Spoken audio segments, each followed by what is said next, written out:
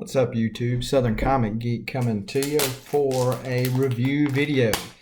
I was at Wizard World in New Orleans this weekend. Got to meet a lot of cool creators and artists.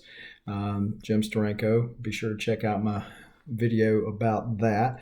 But one of the people that I got to meet was Mr. Jim Krueger. Now, y'all probably know him from his work with Alex Ross and the Marvel Universe X stuff. And I told him that I had a YouTube video, such as it is, and would be giving him a review on The No Ones. This is an indie comic done by Cave Pictures Publishing, and picked them up. Love to show some indie publishers some love when I go to these different cons, hear their story because they're really passionate about their work.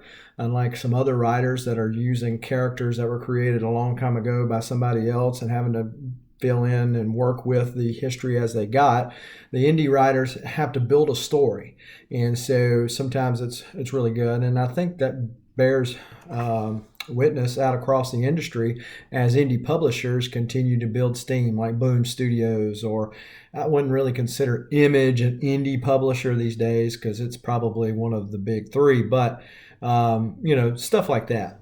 And so here is my thing on No Ones. So basically it's a superhero team that's come together. They've got various superpowers and various personalities. So they're doing it just to be on camera. They're doing it to make the money. They want to be in the spotlight. They're not really doing superheroing for the right reasons. So they go out to stop a crime from happening, end up killing somebody. So that there won't be a spoiler alert if you decide to pick up the series. That person that they killed, they thought was no connection to them, but come to find out he is. And so they bury him because they say, hey, this is going to ruin our careers. What do we do? Well, it was at that point that they become nobodies. So they go out and they do their superhero thing. And before they in one instance, they go to rescue somebody out of the fire. And come to find out that they couldn't even remember them and who they were. So they weren't able to get credit, which was always their big thing for superheroing. And so it made them ask the question, are we doing this for the right reasons? And so this team was split. Hey, do we try to figure out how to go back to the way things were? Because things weren't so great.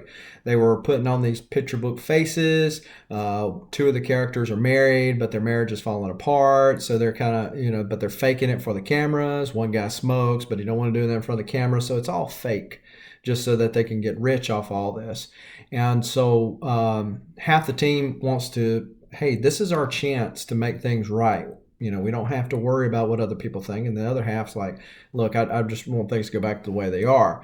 In one case, one of the team members, their parents don't even remember them. And so they go through the story. It's a 6-issue miniseries, but at the end of the 6th issue, it kind of leaves it open if, I guess, things progress that they could come back and continue on the story with the characters. But by the end of the 6th issue, the character arc has gotten to the point to where you're kind of into the characters. And at the end of the 6th issue, you can say, okay, I can really feel, and it makes you think. I really like stories that make you think. It's like, okay, what's the meaning of life? Maybe not something that deep, but, definitely just something besides blood, and gore and not thinking anything from overpowered superheroes. And so this is definitely not what you get with this series. It's a lot of thinking and kind of, okay, yeah, I can see that. And you can buy into the characters. That's another deal. Once superheroes get so powerful, they never die and all that kind of stuff, you start to lose that connection. At least that's my experience. And so with these, you're kind of connected with the superheroes. I will say that the art was a little much for me to get into at first. First couple of issues, I'm like, the art's really not doing it for me.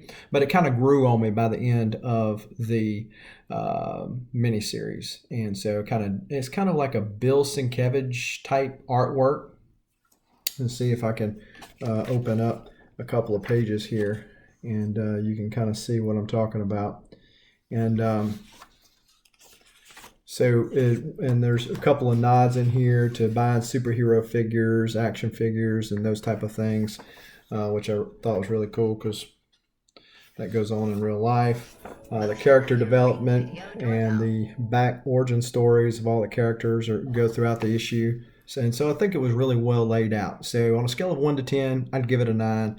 If it came out with another series, I'd probably give it a shot. So if you are interested in digging these kind of stories, be sure to check out The No Ones, done by Cave Pictures Publishing, and with Welby and Jim Kruger doing the art and the writing respectively. And the new Marvel X that's coming out, Alex Ross does the cover with the little Goblin Kid on it. But my understanding is that Welby, who does the art here, is going to be doing the art for Marvel X with Jim Kruger writing it. So again, good pickup.